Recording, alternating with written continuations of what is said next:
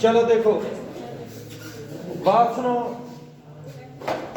ये कुछ चीजें मैं आप लोगों को, जब आप थर्सडे को आओगे, मेरे पास 3 पेपर है, जम्मू डिवीजन के 2 पेपर और कश्मीर डिवीजन का 1 पेपर है, इसके पास भी था वो मैं परसों लाऊंगा, साथ उनको डिस्कस करेंगे। तुम लोगों को पता चलेगा कि पेपर कैसा होता है और कौन सा क्वेश्चन कितना है। सब आते हैं आप लोगों को, ऐसी बात नहीं है, कोई क्वेश्चन नहीं होगा जो आप लोगों ने नहीं किया। और मैं आप लोगों को ये भी समझाऊंगा कि न्यूमेरिकल किस पेज में, किस चैप्टर में आप लोगों को किस टॉपिक से न्यूमेरिकल मोस्टली आती है, वो भी मैं आपको बता दूंगा। इस बार प्रेजेंट फार्मूला पर न्यूमेरिकल आई थी, कोलंबस लॉ पर न्यूमेरिकल आई थी, और आई थी एक न्यूमेरिकल फोटॉन्स में, वो एनर्जी ऑफ फोटॉन निकालनी थी, फ्रीक्वेंसी ऑफ फोटॉन निकालनी थी। वो E = h न्यू पर E = कोई नहीं पर P = कुछ था, वो फार्मूला उन्हीं से निकलता।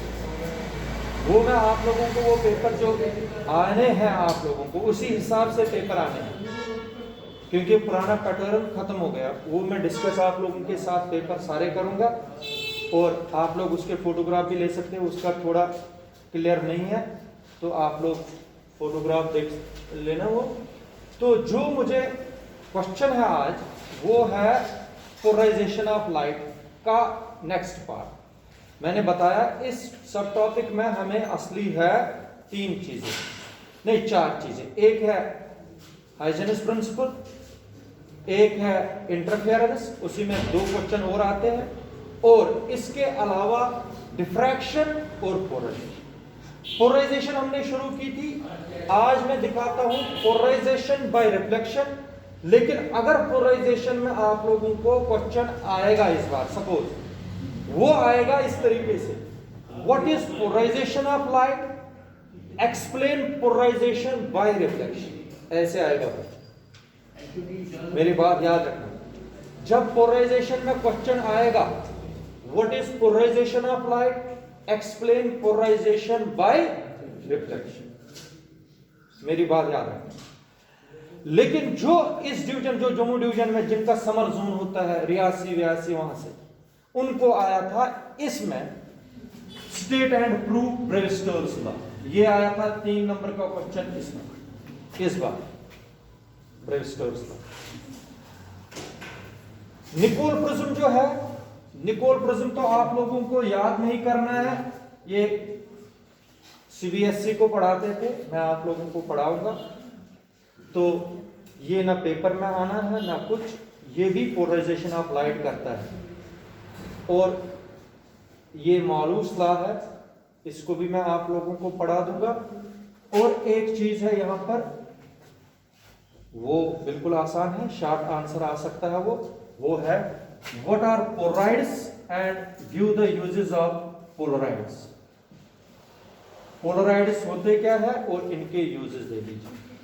ये टॉपिक्स रह गए हमें पूरे फिजिक्स में, यही टॉपिक सब रह गए। फिर मैं आप लोगों को ये न्यूमेरिकल्स और कराऊंगा कुछ, वहां पर जो जो आप लोगों को आते हैं पेपर में वो सारे कराऊंगा फिर से। तो बाकी जो टॉपिक्स हैं एक टॉपिक्स में सिर्फ ये रहते। इनमें से आज हम करेंगे पहले पोलराइजेशन बाय रिफ्लेक्शन, रिफ्लेक्शन करना, रिफ्रैक्शन नहीं। लेकिन आप लोग देख सकते हो, लगेगा आप लोगों को पोलराइजेशन बाय रिफ्रैक्शन कर रहे हैं, लेकिन है ये पोलराइजेशन बाय रिफ्लेक्शन। इधर सुनिए, सबसे पहले क्या करना है आप लोगों को, एक interface which separates rear medium from denser medium. ये बेटा रियर मीडियम ले लीजिए, ये डेंसर मीडियम।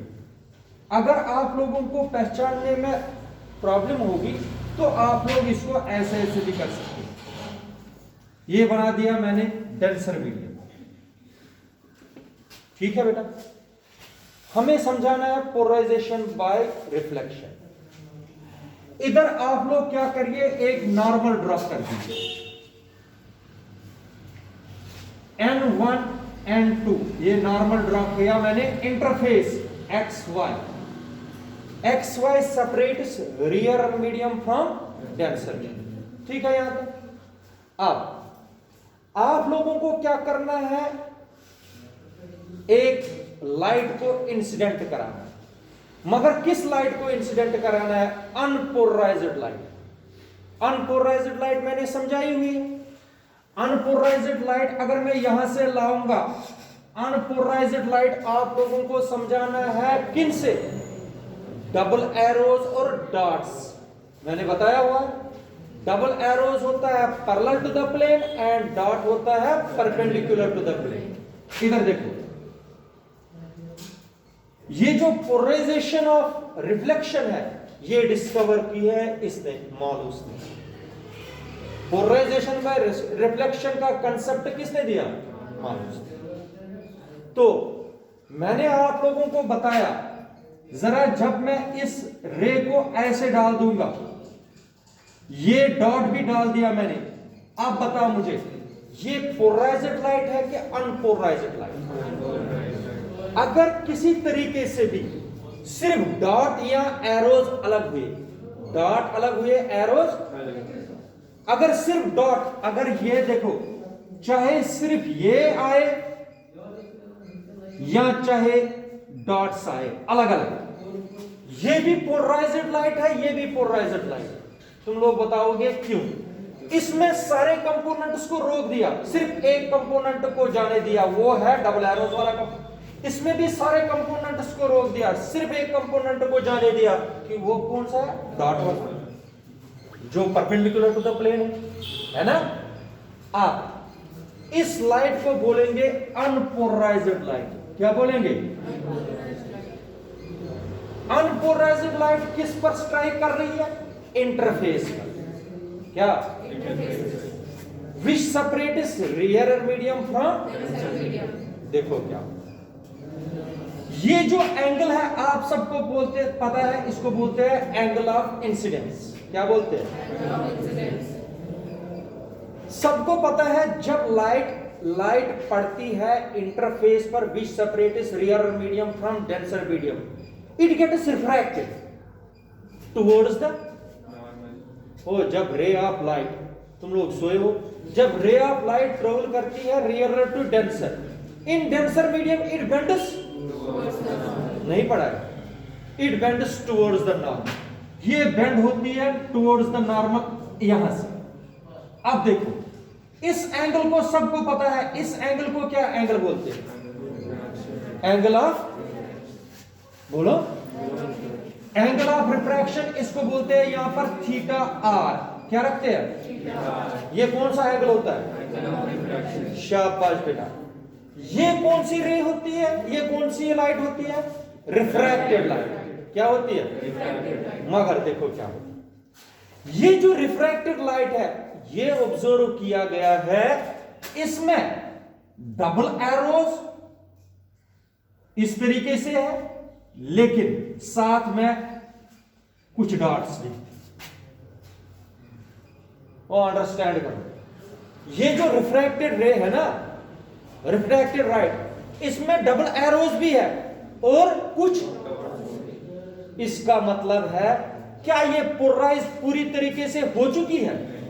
अगर सिर्फ डबल एरोज होते हैं या सिर्फ क्या, तो ये पोलराइज थी, लेकिन ये फुली पोलराइज नहीं, इसलिए पोलराइजेशन बाय रिफ्रैक्शन नहीं बोलते।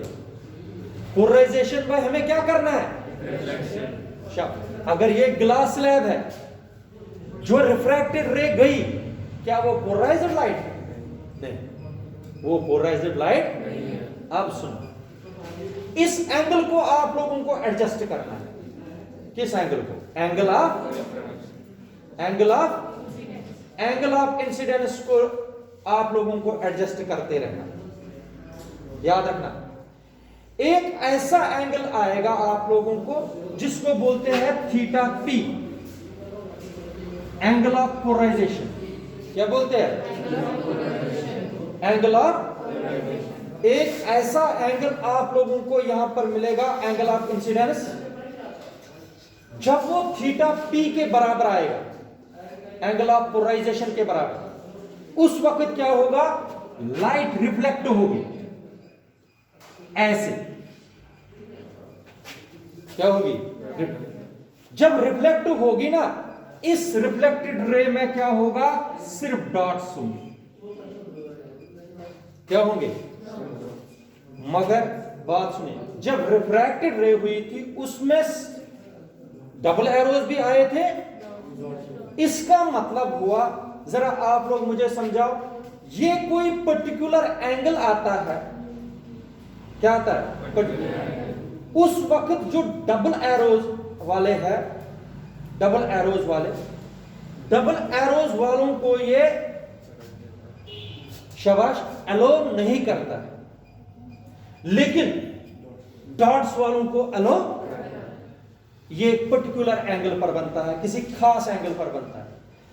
ये जो लाइट रिफ्लेक्ट हो गई ग्लास स्लैब से या इंटरफेस से, इसमें आप लोगों को डबल एरोज कौन से वाइब्रेशनल स्लिप मिल रही है?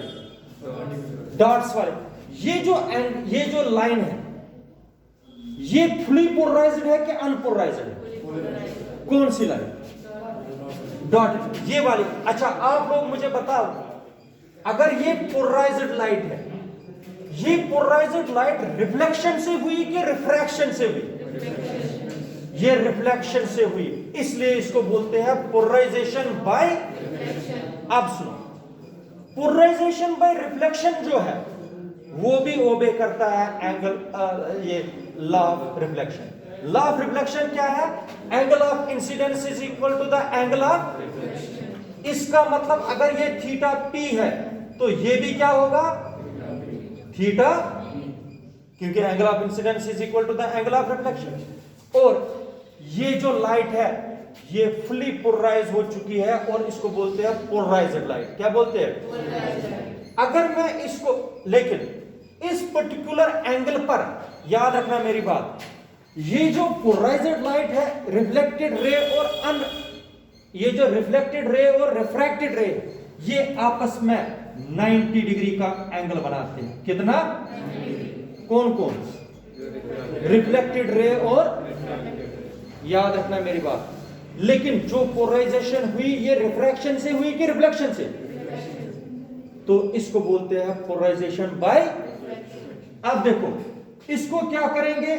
N1, इसको रखूंगा मैं एक्स वाई, इधर रखूंगा मैं E और F, ऐसे।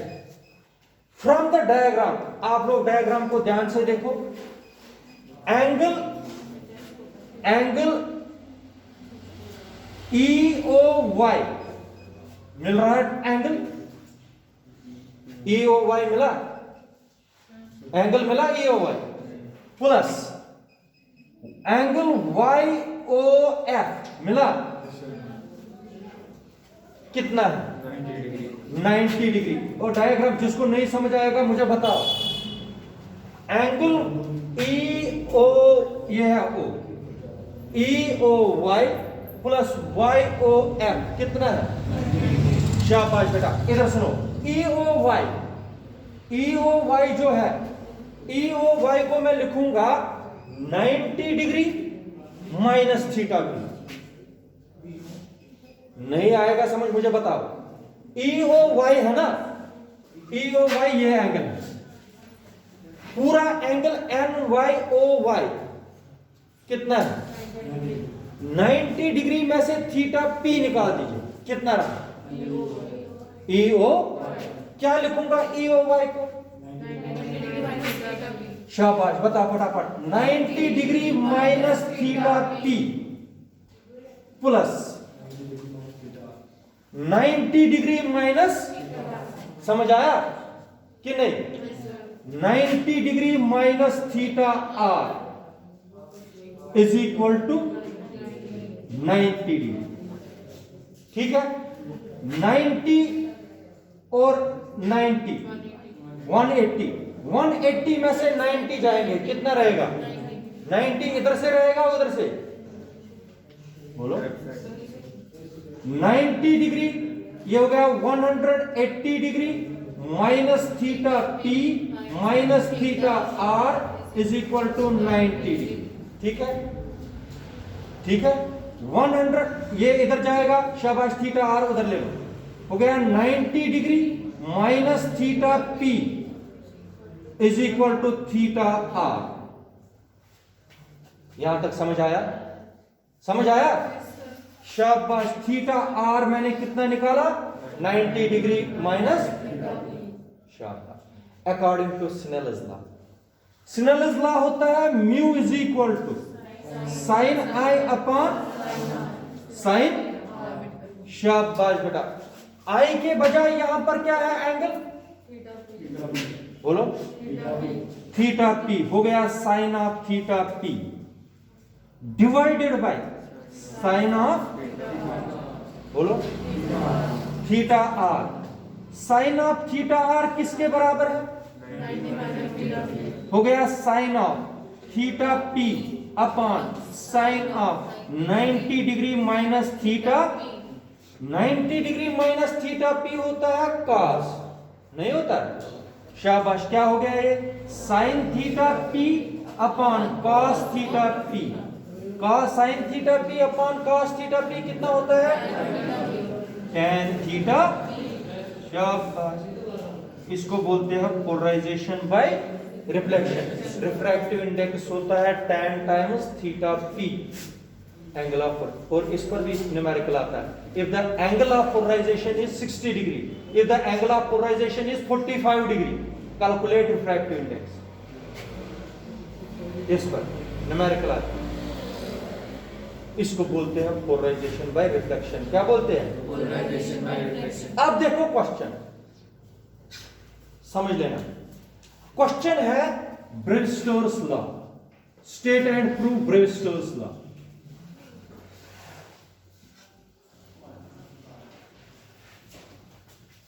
इधर सुनो, ब्रेवस्टोर्स लॉ देखो क्या है।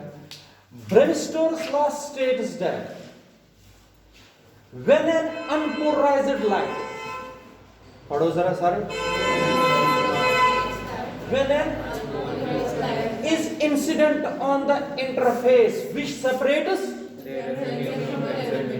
then the refractive index is given by mu is equal to tan theta p, where mu is the refractive index and theta p is the angle of polarization. This is called Brewster's law. मैं फिर से बताता हूं, तुम लोग बोलते हो ये फिर से यही। देखो क्वेश्चन क्या है, स्टेट एंड प्रूव। देखो ब्रेवस्टोर्स लॉ किस तरीके से स्टेट एंड प्रूव करोगे। Brewster's law states that when an unpolarized light is incident on the interface which separates rear medium from the, then the refractive index is given by mu is equal to tan theta, where theta p is, mu is refractive, शाबाश, mu is equal to tan theta p। फिर करना है आपको prove. क्या करना है? Diagram यही बनाना, ये हो गया हेनिस प्रूव। इसको बोलते हैं ब्रेवस्टोर्स लॉ। क्या मुश्किल है? 3 नंबर आएंगे। ये बनाना है स्टेटमेंट, डायग्राम सीधा निकालना, इसको बोलते हैं ब्रेवस्टोर्स लॉ। और पोलराइजेशन ऑफ रिफ्लेक्शन ही होती है एक्चुअल में क्या? ब्रेवस्टोर्स। मगर एक चीज मैं आप लोगों को बताता हूं, तुम लोग पढ़ोगे बाद में।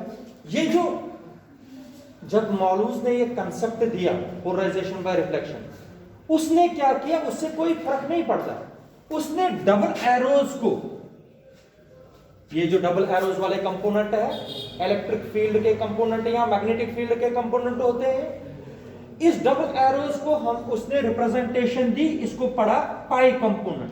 क्या पढ़ा? और डॉट वाले को बोला सिग्मा कंपोनेंट। क्या पढ़ा? हाँ, ये याद।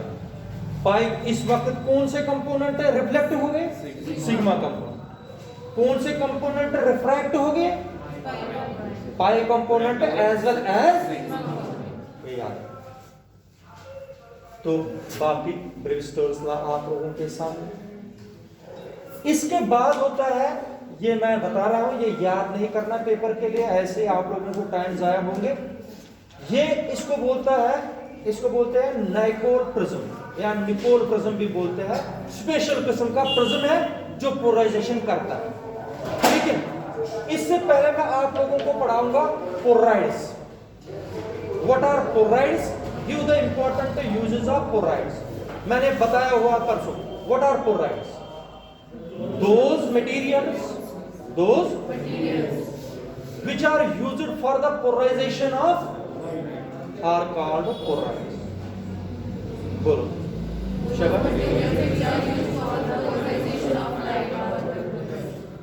ऐसे मटेरियल जो लाइट की पोलराइजेशन करे उनको क्या बोलेंगे?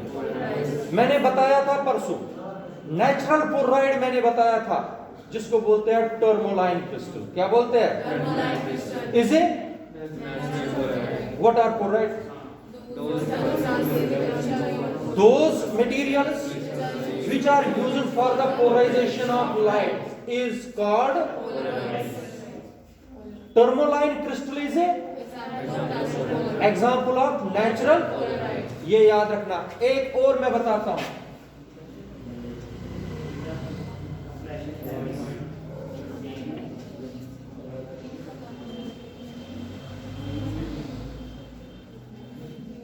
क्योनाइन आयोडोसल्फेट।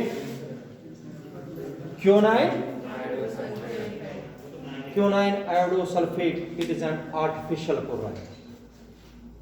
अगर तुम लोगों को एग्जांपल देना है ना पेपर में, give the example of artificial Polaroid, तुम लोग क्या दोगे? क्योनाइन आयोडोसल्फेट। ये किसकी एग्जांपल है? Artificial Polaroid. आर्टिफिशियल। अब सुनो, those materials which are used for the polarization of light are called polarides. Tourmaline crystal is a natural example of it is a natural polaride. Quinine iodosulfate is a ये बनाया जाता artificial है। अच्छा, इसके बाद आप लोगों को जब भी आएगा पेपर में गिव द यूजेस ऑफ भी आएगा। What are polarides? Give it its uses. सबसे पहले मैं आप लोगों को बताता हूं, बुलेट ट्रेन्स और एरोप्लेन्स, इनकी स्पीड ज्यादा होती है। जो इनके शीशे होते हैं, चाहे बुलेट ट्रेन के या एरोप्लेन्स के, ये कॉस्टली शीशे होते हैं और बने होते हैं पोलराइड्स के। किनके? क्योंकि जो कैप्टन होता है या ट्रेन का जो ड्राइवर होता है, उसको अगर सनलाइट पड़ेगी, सनलाइट जब पड़ती है जो चमक होती है उसको बोलते हैं ग्लेयर। ग्लेयर का मतलब शाम को, जैसे आप लोग शाम को गाड़ी चलाते हैं स्कूटी, उधर से जब लाइट पड़ती है आपको दिखाई कुछ नहीं देता है। लेकिन अगर गाड़ी के शीशे पोलराइड हो तो वो जो चमक है ना वो कम हो जाती है, वो कम हो जाती है। इसी तरीके से ये जो पोलराइड्स है ये किन के शीशे होते हैं एक्चुअल में? फास्ट मूविंग ट्रेन्स और जेट्स में, एरोप्लेन जेट्स में होते हैं। उनके शीशे जो होते हैं किसके बने होते हैं?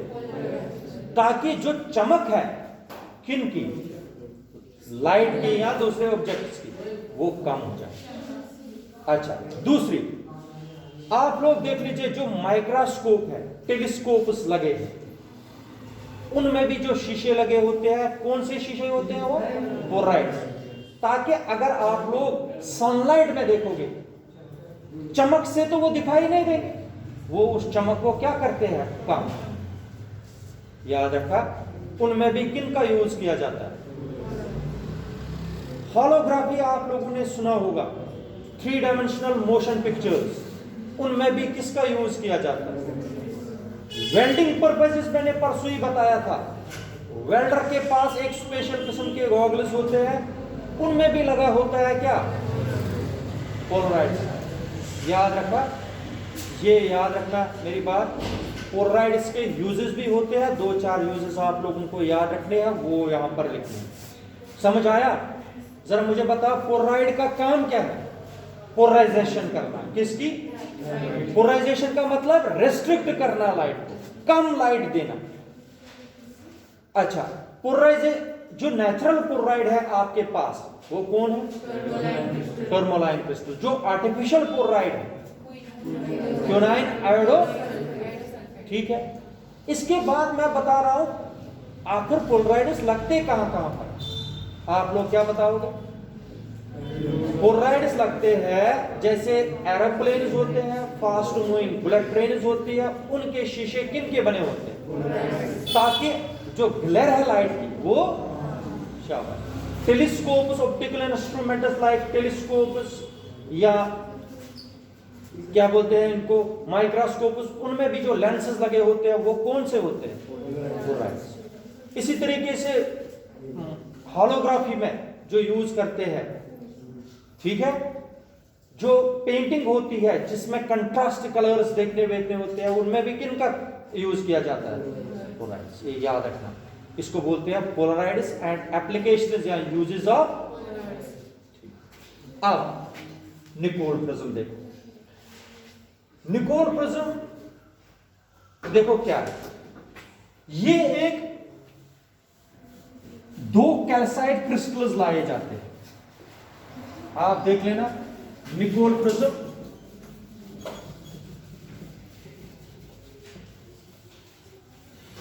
दो कैल्साइट क्रिस्टल्स लाए जाते हैं, कैल्साइट।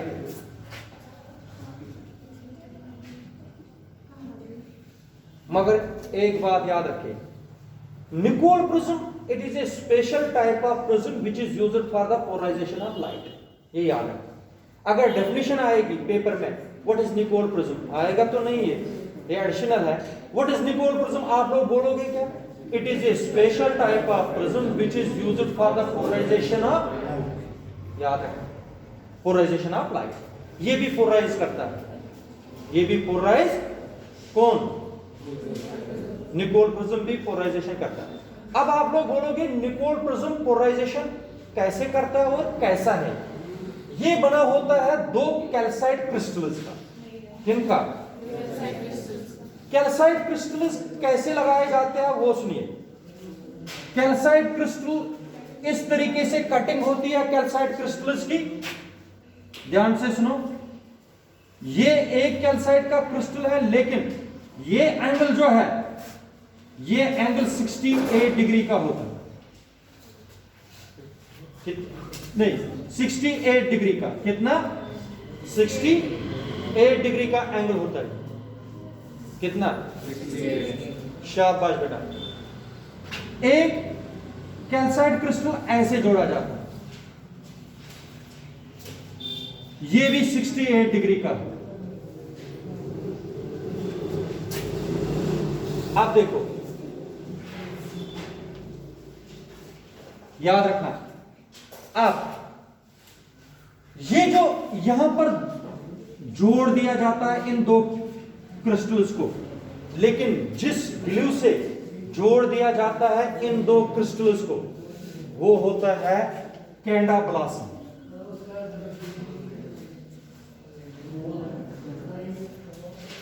जरा मुझे बताओ पहले, दो ट्रायंगुलर शेपेड कैल्साइट क्रिस्टल्स है, उन ये एक कैल्साइट क्रिस्टल है, एक ये, इनको जोड़ दिया जाता है किस ग्लू से? कैंडाब्लास्म से। किससे?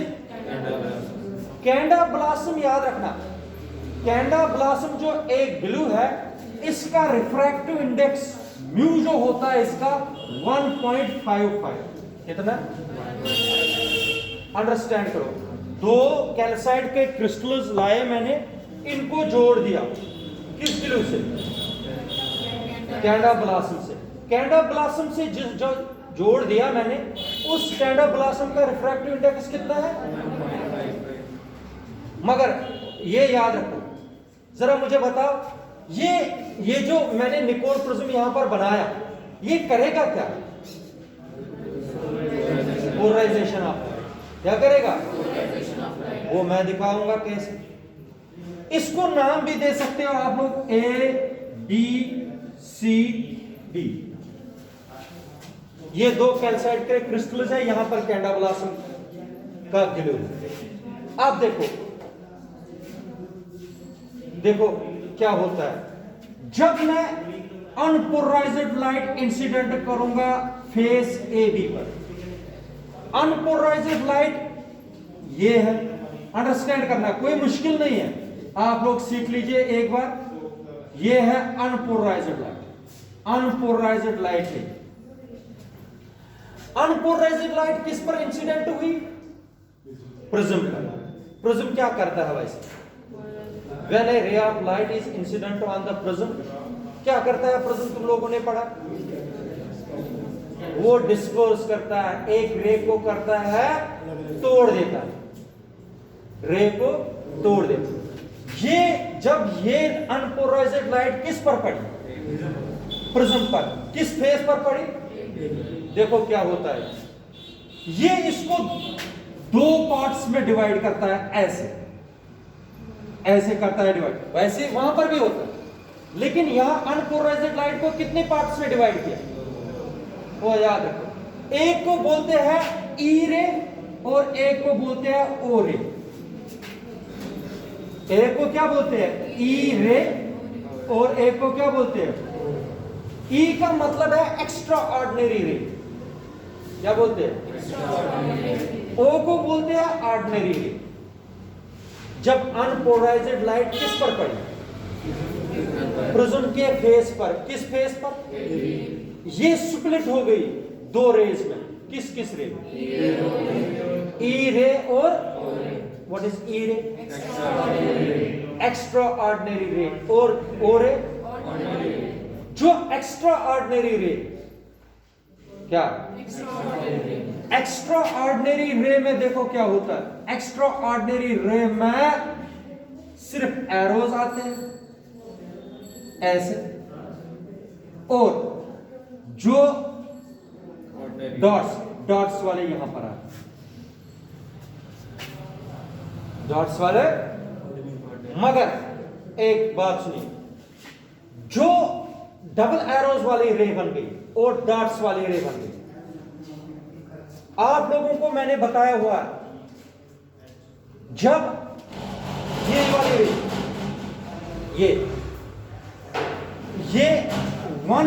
ये जो डबल एरोज वाली रे है, जिसको एक्स्ट्रा ऑर्डिनरी रे बोलते हैं और ओ रे को बोलते हैं ऑर्डिनरी रे, एक्स्ट्रा ऑर्डिनरी रे। जब रे ऑफ लाइट रियरर मीडियम से डेंसर मीडियम में जाती है, रियरर मीडियम से, याद रखना एक्स्ट्रा ऑर्डिनरी रे का ये सबसे इंपॉर्टेंट पॉइंट है, बाकी हमें हो गया निकोल प्रिज्म। एक्स्ट्रा ऑर्डिनरी रे का रिफ्रैक्टिव इंडेक्स, एक्स्ट्रा ऑर्डिनरी रे का रिफ्रैक्टिव इंडेक्स होता है 1.48 लगभग 1. ये किसका रिफ्रैक्टिव इंडेक्स है? शाबाश। ओ रे का रिफ्रैक्टिव इंडेक्स ये होता है 1.658 ऐसा है कुछ, 1.6 है। ये कितना? आप सुनो, इंपॉर्टेंट पॉइंट है, जब ये रे चलेगी, इस रे का रिफ्रैक्टिव इंडेक्स कितना? 1.48। कैंडा ब्लॉसम का रिफ्रैक्टिव इंडेक्स कितना? 1.5। जब रिफ्रैक्टिव इंडेक्स जहां कम हो, क्या हो? कम, फिर ज्यादा में जाएगा, इसका मतलब हो गया रियर से जा रही है रे। फिर से बताता हूं, जब इसका रिफ्रैक्टिव इंडेक्स कितना है? 1.48, इसका 1.65 और इसका 1.55। वो अंडरस्टैंड करो, जब रे ऑफ लाइट जाएगी रियर मीडियम से डेंसर, रियर का जरूर होता है रिफ्रैक्टिव इंडेक्स कम, डेंसर का। तुम लोग मुझे बता, कौन डेंसर से रियर में जा रही है रे? इन दो में से कौन रियर से डेंसर में जा रही है? शाबाश, तो ना यही समझना है इसमें। बताओ क्या ई रे कहां से कहां जा रही है? और रे कहां से कहां जा रही है? हो समझ आया? ई रे जो है ये कौन सी हुई? कहां से कहां हुई? ये रिफ्रैक्ट होगी कि नहीं होगी? और जब ray of light travels from rarer to, जब रे एयर से ग्लास स्लैब में जाती है, वो क्या होती है? रिफ्रैक्ट नहीं होती है। ई रे कहां से कहां जा रही है? रियर से, ये रिफ्रैक्ट हो जाएगी। क्या हो जाएगी? ये यहां पर पड़ी, रिफ्रैक्ट हो गई, यहां से निकल गई। जो यहां से इस फेस से निकल के आ गई, ये कौन सी रे है? कौन सी रे है? ई रे। कौन सी रे? इसको बोलते हैं एक्स्ट्रा ऑर्डिनरी रे। क्या बोलते हैं? अब शाबाश, असली बात तो अब कौन सी रे कहां से कहां जा रही है? डेंसर से जा रही है। When a ray of light travels from denser medium to at an angle greater than the critical angle, what happens to the ray? वो पढ़ाया तुम लोग याद ही नहीं रखते हो। When ray of light travels from denser medium to at an angle greater than the critical angle, it reflects back in the same medium, जिसको बोलते हैं टोटल इंटरनल रिफ्लेक्शन। क्या बोलते हैं? नहीं बताया? अब सुनो, अगर ये रे जिसको बोलते हैं आप लोग ओ रे, ये इंसिडेंट होगी इस फेस पर at an angle greater than 68 degree, मान लीजिए 69 डिग्री पर पड़ी, किस पर पड़ी? Then whole ray of light gets reflected back, ये रिफ्लेक्ट बैक आएगी, ये सेम मीडियम में आ रही है। और इसमें कौन से सिर्फ है? कौन से? The whole O ray gets reflected back in the same medium, ये ओ रे सेम मीडियम में आ गई, और जिसमें सिर्फ कौन से है? ये बन गई अनपोलराइज्ड लाइट, मगर किससे? बाय टोटल इंटरनल, इसको बोलते हैं इंटरपोलेशन। क्या बोलते हैं? क्या बोलते हैं? इसने भी क्या किया? पोलराइजेशन। जरा एक मिनट, तुम लोगों को मैं रिवाइज करूंगा। जो निकोल प्रिज्म है एक्चुअल में कितने क्रिस्टल्स का बना होता है? किसके? कैल्साइट। किसके?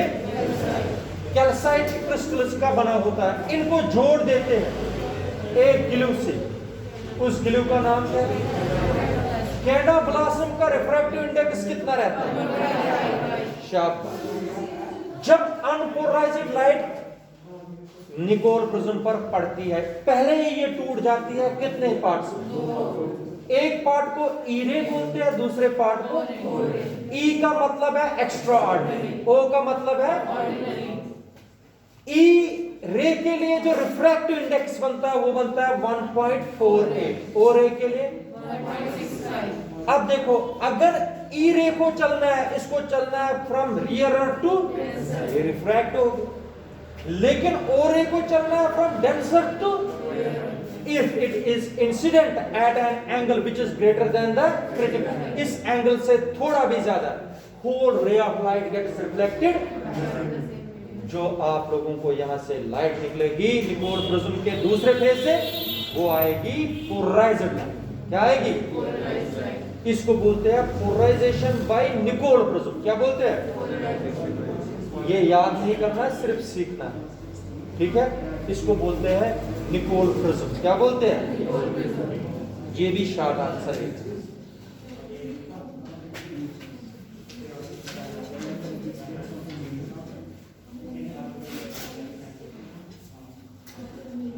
याद करो आप लोग, मैंने बोला था उसी पर ये डिपेंड है क्वेश्चन, जिसको बोलते हैं मालूस लॉ। आप लोग याद करिए, मैंने बोला था ये है अनपोलराइज्ड लाइट। अनपोलराइज्ड लाइट में लाइट के वाइब्रेशंस जो होते हैं वो चारों तरफ से होते हैं, लेकिन उनको समझाने के लिए मैंने सिर्फ कितने वाइब्रेशंस दिए? दो। एक parallel to the plane of the paper, एक perpendicular to the plane. Parallel to the plane of the paper is represented by double arrows and perpendicular to the plane of the paper is represented by dots.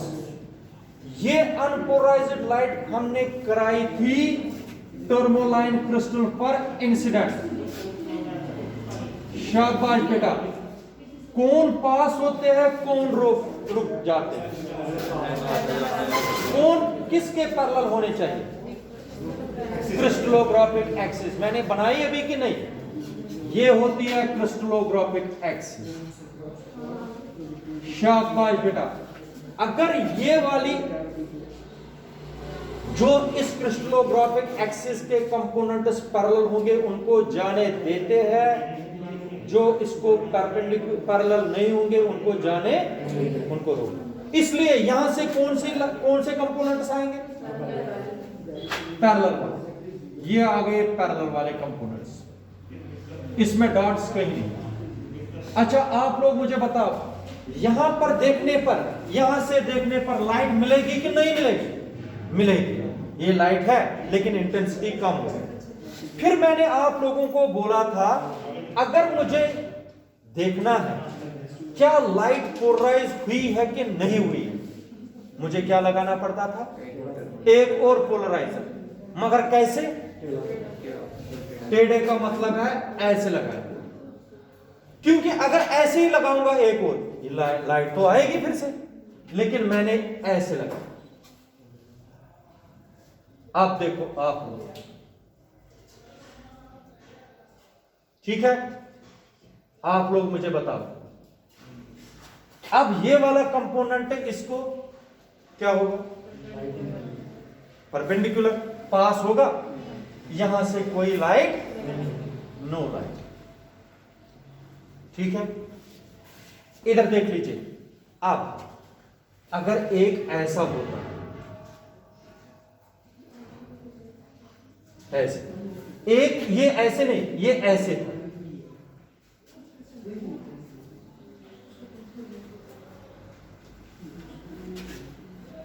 फिर समझ आया? हो सकता है इस वक्त कुछ लाइट आए, क्योंकि इसकी क्रिस्टलोग्राफिक एक्सिस ऐसे है, इसकी क्रिस्टलोग्राफिक एक्सिस ऐसे। समझ आया? इधर देखो, अब मैं समझाता हूं। इधर देख लीजिए, यहां से जब लाइट आएगी, यहां से लाइट जब जाएगी, बात सुनिए, हो यहां से कौन से कंपोनेंट्स निकलेंगे? पैरेलल।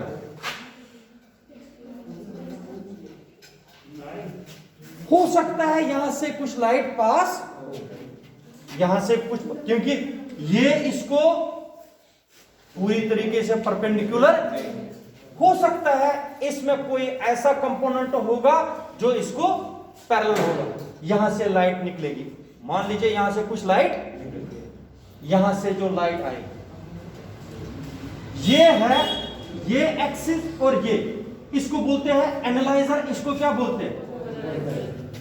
एंगल बिटवीन, अगर थीटा है angle between the crystallographic axis and the axis of the analyser, then जो लाइट यहां से निकलेगी, ये याद रखना मेरी बात, Malus law states that the intensity of the light, the intensity of the transmitted through the analyser, ये analyser transmitted through the is directly proportional to the intensity of the light transmitted through the analyzer is directly proportional to the cosine of, not square of cosine of angle theta, where theta is the angle between the crystallographic axis and the axis of the analyzer through which the light passes. Theta, ये इसको मॉलूस law बोलते हैं। जरा मुझे बता फिर से मॉलूस law, इसलिए मुझे ये समझाना पड़ा। Malus law states that the intensity of the light transmitted through the analyser is directly proportional to the cosine of the angle, cosine of the square of the angle between, नहीं, square of the cosine of the angle, square of the between crystallographic axis and the axis of the analyzer। बताओ मॉलूस law क्या है? बोलता है intensity जो light की होगी, जो ट्रांसमिट होगी किससे, वो जरूर होती है directly proportional square of the cosine of angle between, इसको बोलते हैं क्या? मॉलूस। क्या बोलते हैं? इधर सुनो, मैंने आप लोगों को पहले भी बताया, जरा इधर सुनिए। ये जो कंपोनेंट्स होते हैं लाइट में, ये दो कंपोनेंट्स होते हैं, या इलेक्ट्रिक फील्ड वाले या मैग्नेटिक फील्ड। एक लेने पड़ते हैं आप लोगों को समझाने के लिए। मान लीजिए इलेक्ट्रिक फील्ड वाले, इधर सुनो, ये जो इलेक्ट्रिक फील्ड वाला कंपोनेंट है ये E है, ठीक है।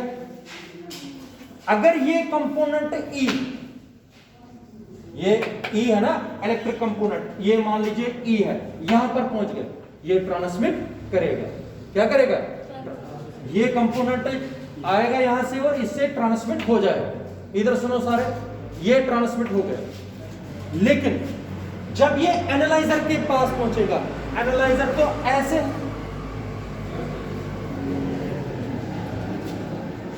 इधर देखो, ये एंगल है, ये एंगल है, इधर सुनो, ये एंगल है, ये ट्रांसमिट, ये है क्रिस्टलोग्राफिक एक्सिस, और ये कौन सी एक्सिस है? शाबाश। Theta is the angle, theta is the angle between crystallographic axis and the axis of the. आप सुनो, अगर ये इलेक्ट्रिक फील्ड आया, कहां पर पहुंच गया? क्रिस्टलोग्राफिक एक्सिस पर। इस इलेक्ट्रिक फील्ड को रिजॉल्व कर दीजिए टू रेक्टेंगुलर कंपोनेंट्स। कितने कंपोनेंट्स में? Two rectangular components. एक कंपोनेंट कौन सा होगा? E cos थीटा, और दूसरा कंपोनेंट E sin थीटा। ऐसे होगा ताकि ये क्या बनाएंगे आपस में? 90 डिग्री। अच्छा, ये हो गया E sin थीटा, ठीक है। E cos थीटा, E ये किसके बराबर होगा? E cos थीटा, और ये हो गया E sin थीटा। मगर अकॉर्डिंग टू मॉलूस लॉ, क्या है Malus law? Intensity of the light is directly proportional to the square. इसका मतलब हो गया I is directly proportional to the E, intensity is directly proportional to E cos theta का, इधर सुनिए, I is directly proportional to E square cos square theta. I is equal to K E square cos square theta, K into I, K into E square is equal to I not constant. I is equal to I not cos square theta. मगर I not क्या है? Constant, और constant याद रखना, I is directly proportional to cos square. This is Malus law. फिर से बताता हूं, Malus law states that the intensity of the light transmitted through the analyzer is directly proportional to the square of the cosine of the angle between the crystallographic axis and the axis of the। ये जो intensity है light की, इसको electric field वाली, जो electric field vector जो है, इसको रिजॉल्व करना है टू रेक्टेंगुलर कंपोनेंट्स में। मगर जो ट्रांसमिटेड है, ट्रांसमिटेड वाली तो ये है, ये कंपोनेंट ट्रांसमिटेड है, ये वाला नहीं ना है। ट्रांसमिटेड वाला तो ये कंपोनेंट। आप लोगों को पता है इंटेंसिटी होता है ट्रांसमिटेड कंपोनेंट का स्क्वायर। ट्रांसमिटेड कंपोनेंट कौन सा हुआ? E cos थीटा, वही मैंने किया स्क्वायर। इसको जब स्क्वायर किया, E square cos square theta, तो डायरेक्टली प्रोपोर्शनल को किस में लाया? इक्वालिटी में। तो K E square, K E square को मैंने अनदर कांस्टेंट रखा, किसको? I नॉट, कि I is equal to I not cos square theta. I not क्या है? I is directly proportional to cos square theta. I intensity of the transmitted light is directly proportional to the cosine of square of the cosine of angle between the crystallographic axis and ये याद समझ आया? इसको बोलते हैं Malus law. ठीक है, ये हो गया आप लोगों का एग्जैक्टली